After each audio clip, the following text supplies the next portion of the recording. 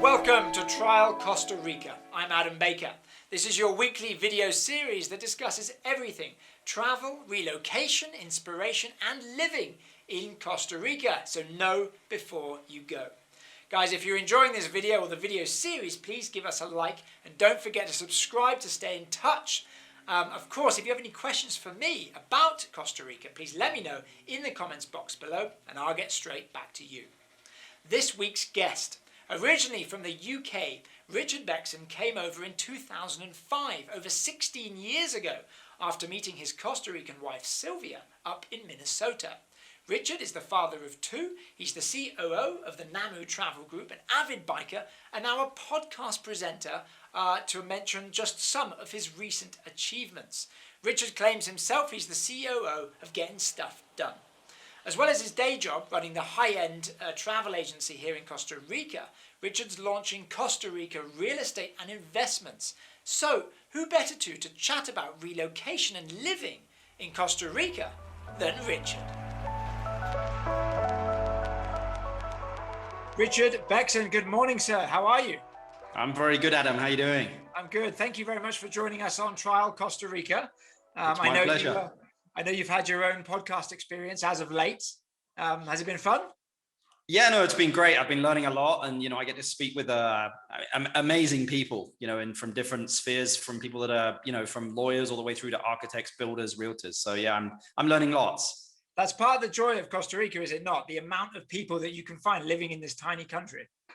Yeah, I mean, it's great. I mean, I was speaking to somebody yesterday about it. Just the diversification of opportunities here is pretty wide. And it's been great seeing people, and I'm sure that we'll get to it later on, that are coming here to Costa Rica and bringing some of those skills with us, with them to Costa Rica, and then really using them here. So I kind of see the tide of Costa Rica rising, and I think all boats will rise with it. For sure. Yeah, no, it's a good point. You made an interesting point there. I know you've been here for over 15 years now. When you say it's a country, Costa Rica, of many opportunities, obviously you've been with the NAMU Travel Group for many years in tourism. But would you say you've probably done a lot of different jobs and even your own side projects? Off the top of your head, how many different jobs or different hats do you think you've worn here in Costa Rica? So many, man. I mean, from banking to organizing legal structures to taxes to wow. I mean, I had another business which rented high performance road and mountain bikes. I sold that. Nice. After about 2 years. I still have my the bike box rental business, which allows people here in Costa Rica to ship bikes all over the world, just because I was doing triathlons at the time. It's a multitude. I think there's, I've probably worn every single hat possible, or at least I know. And if I haven't worn that hat, I probably know someone that can wear that hat. For sure. How much do you think Costa Rica as a country and the size of it and your connections plays a part? Do you think all those achievements and everything you've done, not perhaps just down to your personality, but do you think you would have been able to do that back in the UK, for example?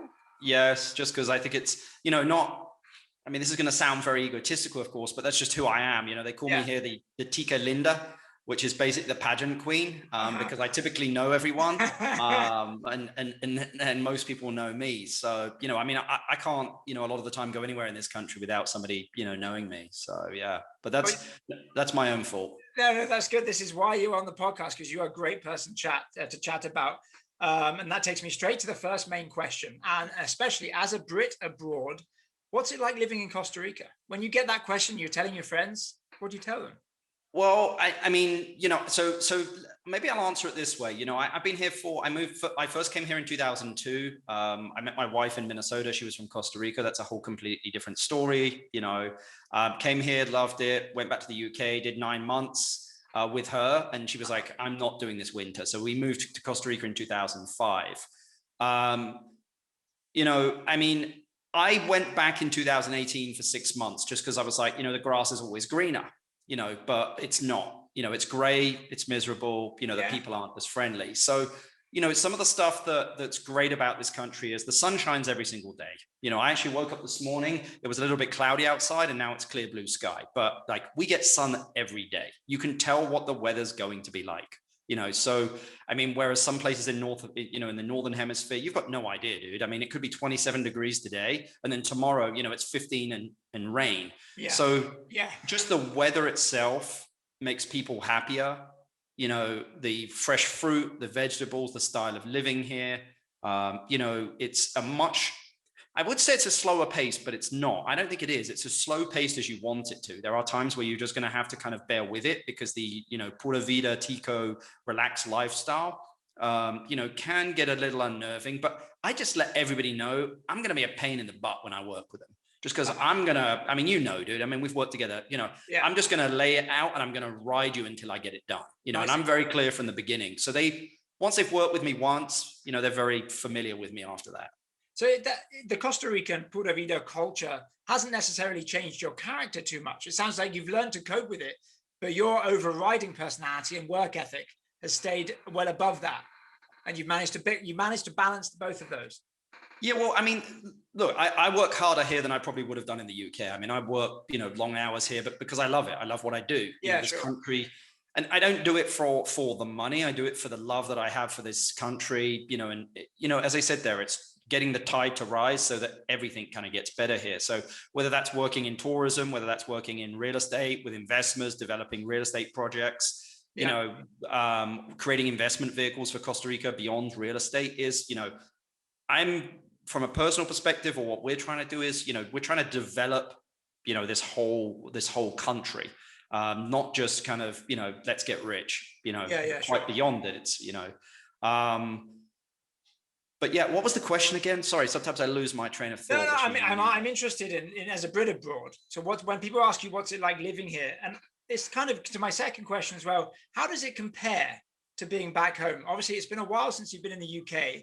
I've got a lot of American expats coming. I'm speaking to from the US as well. I'd like to get your input and your feeling about how does it compare? Why are you still here?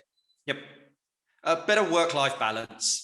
Even though I'm working harder, the other life part is great. I spend more time outside. I get so much vitamin D, or vitamin D, whoever's listening. Yeah, right. I can bike every single day. I love the bike, as you guys can see here. I've got my road bike here, even though it's stationary at the moment, just because I got up early this morning and got on it. But it's like, my quality of life is so much better here. Food tastes like it should do. I mean, when I eat bananas or I eat pineapples or mangoes here, and I go back to, other countries like the US or the UK, I'm like, that's not how it's meant to taste. Like, this is space food. Right. Like, we get the real stuff here because anything you put in the ground here is better. So, I think for anybody looking for a better work-life balance, and it doesn't mean you need to work less. It just means that your life, you're living it to the kind of the fullest. We spend a lot more time outside, than we do inside, just because the weather permits it. And we're very lucky. We can be at the beach here. I live here in the Central Valley, so I have all the benefits of living near a city, malls, cinemas, PriceMart, Costco, hospitals, all the infrastructure I need. But I can get on a flight and in 15 minutes I'm in Mount Antonio, or in a car I can be in 3.5 hours. I can be in Northern Guanacaste, with my family. So we always try and break stuff up of, like, especially at the moment, we'll go every couple of months to the beach for a week and we'll work from there. So I think it's just the quality of life here is a lot better. Cost of life is not that different though. Yeah, no, that's interesting. We'll get to that. It's really nice to hear you say this though, because they're like, I've been like everybody nearly in lockdown for 2 years since I've been back home to see my family. You always think the grass is greener on the other side until you go there and you get that balance. But it's very nice to hear you talk about the importance of the work-life balance, where that life balance really shines through. The importance of the weather, the time you have with your family, the ability to get out, the good diet, the access to the lifestyle away from work, which I think sometimes, whether it's the US, the UK, or other developed nations, you can just get over the top, a lot of stress, a lot of pressure with the job. It sounds like that side of that Costa Rica, the family culture, that's been quite valuable to you in the last. Yeah, I mean, people are friendlier here. Like, for instance, when I went back to the UK, I knocked on the neighbor's door and was like, "Hey, can Sarah, my younger daughter, play with their daughter?" And they were like, "Yeah, next Thursday at 4:00 should work." And I was like, "Wow!" I mean, everything is programmed here. not really much is programmed. I mean, like for instance, this afternoon, I'm sure I'll have my neighbors knock on my door and be like, hey, you want to come for coffee? Or they'd invite themselves for me for coffee is a big thing in Costa Rica. For sure. From drinking it, but also the time of drinking coffee is very social. So Costa Rica has lots of social circles. It's very easy to make friends here. People are very nice. You know, they don't want anything from you. They just, want to talk. And basically, that's a great part of it as well. It's just the social aspect. I mean, but I think a lot of it just comes from the weather as well, man. Yeah, you're outside. Justin said something similar last week, that he's always got some kind of kids running outside his front door. Everybody's interacting, and it feels a little bit lost in the US, that he mentioned. This is something that maybe we experienced 20, 30 years ago growing up. So that's really nice to hear. Yep. What advice would you give someone looking to relocate to Costa Rica, whether they be from the US, whether they be from the UK? Well, I mean, I think it's pretty simple. Just come down and like explore it first. I mean, it's a big change. I think anyone that just wants to jump straight in the deep end, I mean, feel free to do it. My advice would be is don't quit your day job if you can't, because again, Costa Rica is not for everyone.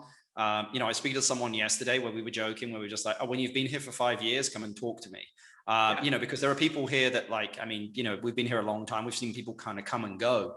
It's a lot of the time is, again, you make friends and then they go, and then you make friends, they go. So not that, again, I'm not talking to anyone that's been here for 5 years, but like once you get past that 5-year mark, you typically then are going to be here for a longer period of time.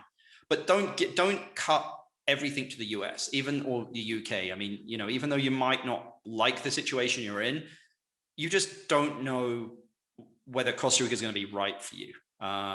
And also the idea of relocating here and kind of retiring is, I don't think most people that I know, I had a bunch of interviews last week, and these were retirees who were just like, I'm bored, I'm looking to do something, and so don't, always try and keep that door open so that you can go back if you wanted to. Put stuff in storage, don't sell everything unless you're like, no, I spent 6 months in Costa Rica one time where I rented, and I'll say again, don't buy just yet, just rent to begin with. I'm sure we'll get to that.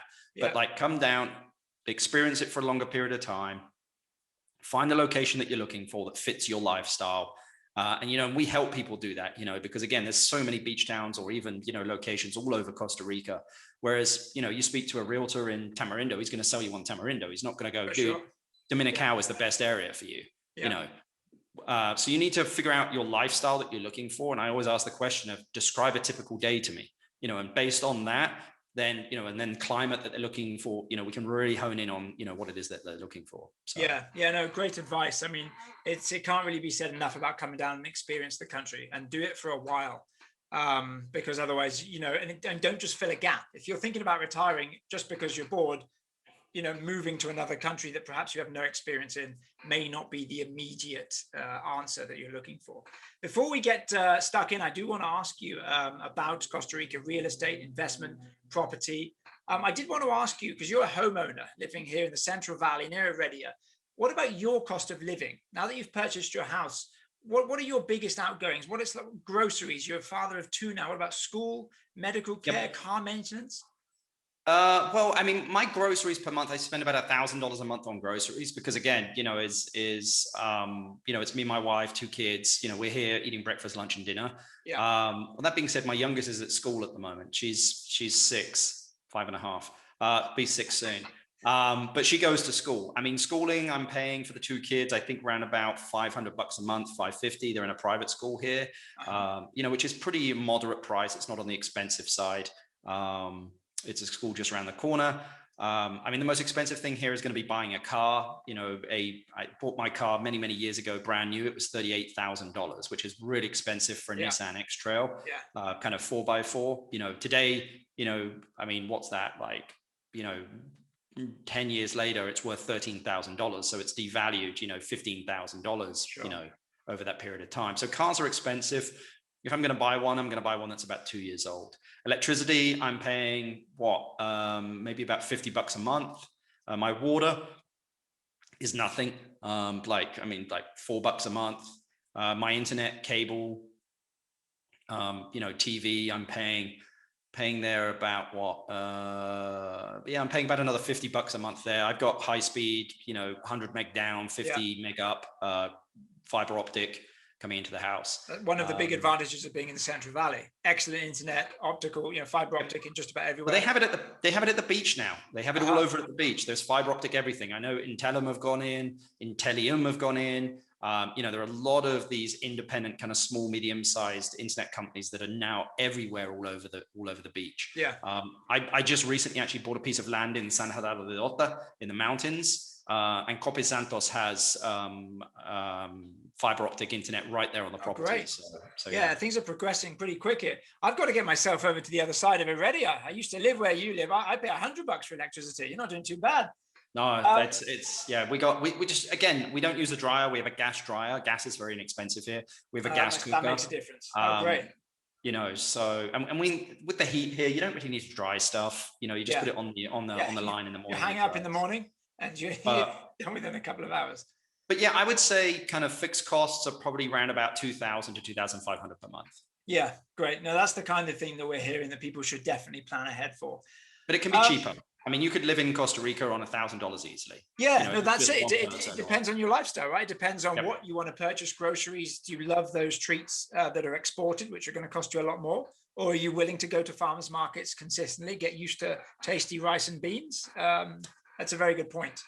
Yep. So the big question, a couple of questions I have for you that I really want to get stuck into is something that we get asked quite a lot. I'm coming down. I've decided I'm moving. How do I buy property in Costa Rica?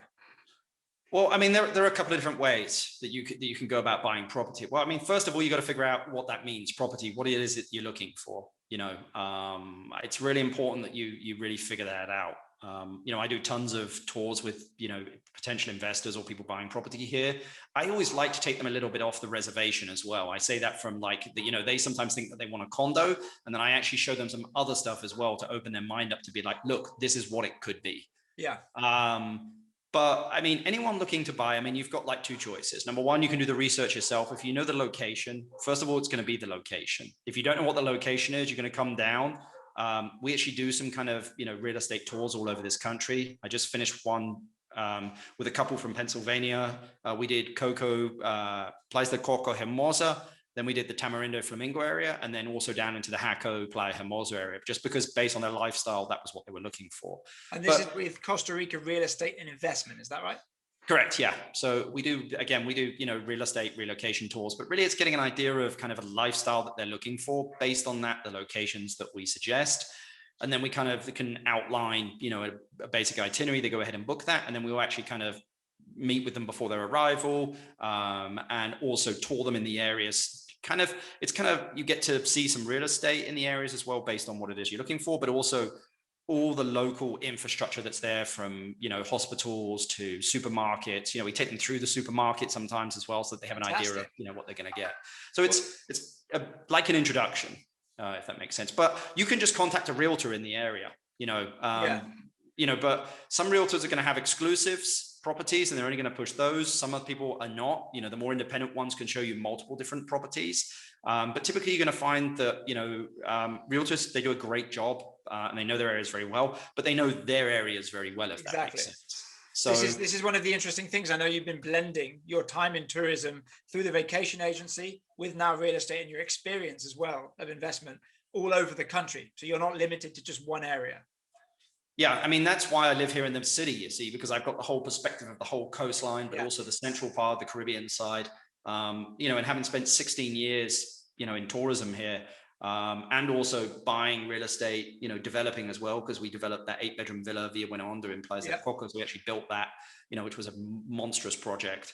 And I've just bought a piece of land in the southern area in the mountains at like 9,300 feet.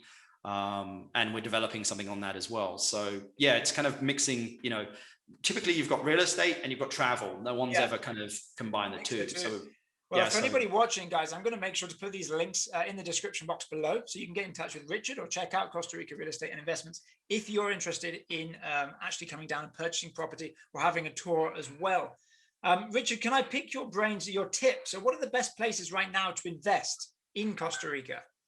Well, I mean, that's a difficult question, because it really depends on what you want. It really does. I mean, if you're looking, I think the magic number that a lot of people are around is the $200,000 mark. If you've got $200,000, what can you get with it? In at the outside of Jaco the other day, there was a very nice development that they're working on called Ciudad del Mar. For $200,000, you get yourself a 3-bedroom house, which is basically 2 blocks from the beach. Beautiful, has great rental opportunity as well. I think I mentioned the other day, I like Playa Grande between Tamarindo and Flamingo. Tamarindo is one of Costa Rica's northernmost beach towns. Flamingo, we've got the new marina in there. Grande just got the construction moratorium removed. So there's land in there, that's ready to be basically developed a little bit from $120,000, even with the owner financing. So stuff in the city for $200,000, you can get yourself a 3-bedroom condo here in the city. I mean, it really depends on what you're looking for. But, there are certain beach areas that are very expensive. Santa Teresa, Nosara, Tamarindo. But as you start to move further north or south of these beach areas, it starts to get a little bit cheaper. But in the long term, you're going to see price appreciation there, over in the long term. But that's just a very broad question, Adam, because again, it really depends on what are you looking for? Because if you're looking for a certain climate, there are different areas that are going to work for you. But if you want beach, you're just going to need to know is Tamarindo, a 2-bedroom condo is going to cost you about $300,000. In Jaco, a 2-bedroom condo could cost you $200,000. In Dominicao, Uvita, or Hachao area, there aren't really that many condos. You're buying large bits of land or houses just because it's kind of in the jungle area. So sure, these are difficult questions. It's like when somebody they go, "Oh, you work in a vacation agency. I want a vacation to Costa Rica. Where should I go?" What do you want? What do you want? What do you enjoy? 10, 15 minutes to sit down and explain it? Yep. One of my other questions is, people are asking, what are the best real estate services? Of course, it depends on where are you looking for. Do you have a couple that cover large regions that you would recommend? What do you mean by services, if you don't mind me asking? I'm presuming that the question comes in, perhaps realtors, not just yourself, but I'm guessing there's a couple of realtors that you trust that you would recommend. Once looking maybe the Central Pacific, the Northwest. Yeah, I mean, look, anyone can be a realtor in Costa Rica. And I always say, I'm not a realtor. People keep going, hey, Rich, will you help? No, I'm not a realtor. I provide basically, advice and guidance, more focused on, I would say, more the investment side of developing kind of more vacation rentals, tourism. And that's where I see travel and real estate, But I mean, again, I have, contacts with multiple different realtors. Everyone can be a realtor here in Costa Rica. You don't need any licensing, nothing. But it's usually best to make sure that they are part of the Association of Realtors here in Costa Rica and also a SUHEF registered. SUHEF basically manages kind of, I suppose it's the SEC as they'd have, down here in Costa Rica. So, and I typically work with, I'd say more established people that have been around for a while, that have been, that we have in the industry, have worked with for many years, without naming names, in certain areas, there are multiple different, realtors that we work with. Now, this is great feedback, especially if you're interested and you've never, this is the first step that you're taking in considering relocation and actually investing in the country. You mentioned you can get a 3-bedroom here in the Central Valley for around the 200,000 mark. A question that we get is, what are the requirements to move to Costa Rica, or residency? How to get it? I know that investing, I think the number's around $200,000. It might go down to 150. No, they've just passed the law, and that'll be done soon to reduce that to 150,000. So okay, so that's one. The inversionista one, which is basically, let's say 200,000 for the moment until it gets passed. But once you have 150,000, you can apply that way. Yeah. Digital nomad visa, is probably going to be passed within the next 2 months. Benavides, who unfortunately, he was a congressman here who didn't get, the ticket or get on the ticket for the presidency race in February. This is his baby. So now he's going to focus his time on pushing this through. So we'll see this through very soon. Gotcha. And that's probably going to cost a couple of $1,000s. You get to come here to Costa Rica from 6 to 12 months and kind of live here. So we'll start to see that one coming through, because I know the digital nomad visa is huge on people's list.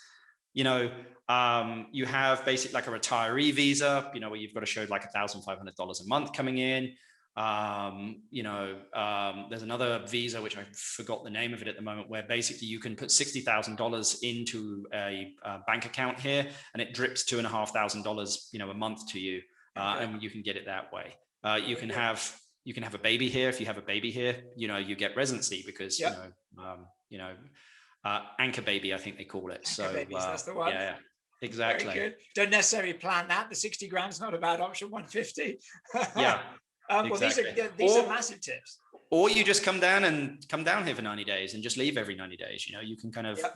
you can live here. You can't legally work, and I mean, I'm sure you'll get all the trolls on Facebook, trolling you if you do decide that you're looking for a job and don't have residency. That's how I started. I came down 3 months working, doing some conservation. And then, like many people, crossed the border, left for my 3 days, came back in for a while, until I got sponsored. And that was my route.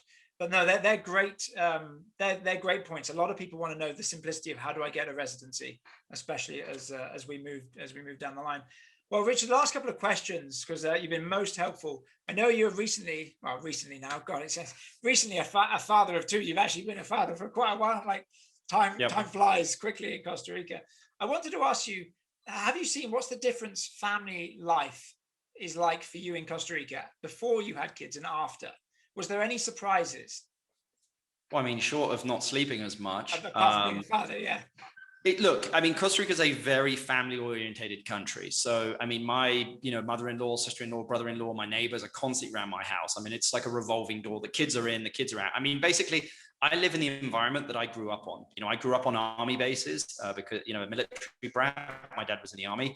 So, the kids were constantly out in the streets, riding bikes, jumping, digging, climbing trees. We have that here. But like my condominium, 60 houses, I say condominium, but it's individual houses, 60 individual houses. They just call it a condominium because that's how the legal structure is here, but it's not condo apartments, it's individual houses. There are probably about 30 kids here. And that's one of the great things about living kind of more in a community is that there are kids, they'll play together. I mean, my kids having dinner one night at one house, then last night they were at mine, and they do sleepovers and they do a bunch of different stuff. Dads, mums get together usually Friday, Saturday night. We drink beers, have barbecue. It's just Costa Rica is just a very family and social. Meaning, if you're not social, you can not be social. But if you want to, there's a huge outlet for it, and the people here are very, very social. Fantastic. That's great. Lovely to hear. So my final question I'm asking everybody, because I think it's a good one. What do you wish you could tell yourself, in your case, 15 years ago, about Costa Rica that you perhaps didn't know then that you wish you did? Wow, it's a good question because I never really look back on anything. I never check the rearview mirror. I'm constantly going ahead, which can be good and can be bad. What would I have told myself? I would have told myself that, in 2020, a COVID pandemic is going to hit and travel is going to be devastated for like 9 months and prepare for it. So, I mean, even though we made some quick decisions, swift decisions, which were good. I don't know. That's a good question. I don't think I have an answer. The pandemic's a global thing. Usually, just in last week, I had kind of like myself be prepared for very long lines in the bank. Costa Rica likes to do things Pura Vida pace, but those things don't seem to get to you as much, which is good. Which is off a duck's back, as it were. Yeah, I mean, it's just I'm kind of like I like whatever anyway. Like I like stuff to be organized, but I know stuff's going to go wrong. So and usually I kind of see that as kind of like growth moments, and if there's friction and issues and stuff, I'm like, that's good. We're making forward movement because again, friction doesn't happen unless there's movement. So if there's movement, it's great, we're moving. If there's not, and you don't really have anything, and no issues are coming up, well, you're not really trying hard enough, so. Sure. Well, let me ask you this then, before I leave you. Do you think that positive attitude, that very optimistic, forward-going attitude, do you think that's benefited 15 years and more in Costa Rica? Or is that just the way you grew up? I don't know how to answer that, whether it's the way I grew, but I always try to be positive, optimistic. I mean, everyone has their days. Yeah. But no, I mean, it definitely helps in this country and definitely helps with people because it gives off an energy and people want to be around positive people most of the time, you see. For sure. I like nothing more than getting someone that's, down in the doldrums or, unsocial or, finding that connection with them somehow, and bringing that smile out in them, and I get it a lot of the time. I had investors come in the other week, and one of the guys was just really, I would say, negative, down. But I was able to get a couple of smiles out of him by the end, because they were here for like 10 days. By the end of it, completely different person, dude. I was just like, and I said to him, I was like, you do realize from when you got here to where you are now, in 10 days is someone, completely different. But I'll just summarize by saying this. When you come to Costa Rica, we get people at their best. And usually I would say that because a lot of them are on vacation, but we get people at their best. You know, they're not typically stressed. They're usually somewhat relaxed. The sun is shining, they're smiling. So it's a country of people at their best. You know, usually at their happiest moment. They might not get here like that, but they certainly will leave. So that really creates that culture that we have here, you know, of that Pura Vida, you know, that which, you know, is pure life, but really it just kind of means relaxed, happy, you know, very social. But that doesn't mean that we can't get stuff done. You know, it's just, there's a different way to do it. It's just a balance that we have here, that it's not, you know, a hamster wheel. You know, it's kind of just more of, you know, a hamster wheel that actually moves. We actually get to move through the jungle, the rainforest, and the beaches here. So, well, that's a lovely way to summarize. And yeah, working with you, it keeps you very motivated in the morning, keeps you up. Keep you busy. That's it. You get to work. You've got a great spirit. Pura Vida. Richard, thank you very much for the tips. I think they've been most helpful. I'm going to put all your contact information for anybody to reach out to you. You're a wealth of knowledge in terms of living here, and especially relocating, which after all is the subject of this channel. Thanks a lot, mate. And well, hopefully we'll get you on sometime in the near future. It's been my pleasure, and happy to help anyone that wants to look at moving here. So fantastic. Thanks, Richard. See you next time. Have a great day. Bye. Guys, Richard is a wealth of information, especially when it comes to relocation and real estate in Costa Rica. So if you have any questions for him, let us know in the description box below. And that's also where you'll find all his contact information.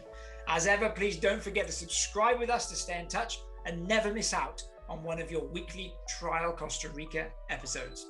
So for myself, Adam Baker, for Trial Costa Rica, I'll see you guys next week. Ciao for now.